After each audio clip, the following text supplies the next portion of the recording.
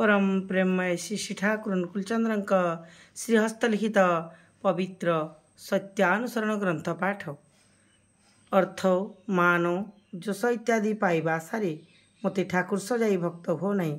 सावधान हुओ ठकीजीव। तुमर ठाकुरत्व जाग्रत नहेले कहीं तुमर केन्द्र भी नहंती ठाकुर भी नहंती फांकी देले ताहा ही पाइब।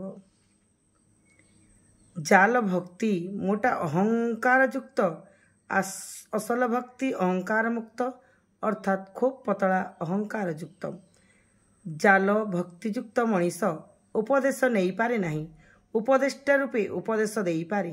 तेणु केही उपदेश देले मुहरे रागिबार लक्षण विरक्तिर लक्षण संग परिहारर चेष्टा इत्यादि लक्षण प्राय स्पष्ट प्रकाश पाए।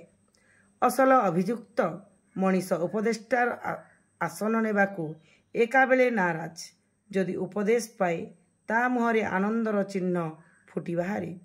अविश्वासी ओ बहुनष्टकर हृदय भक्ति आसीपारे नहीं।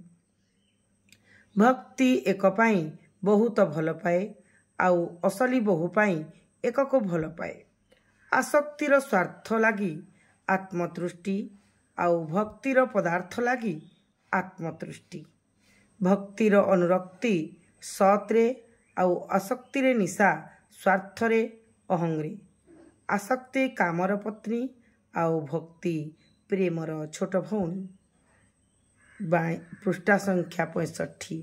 जय गुरु जय गुरु।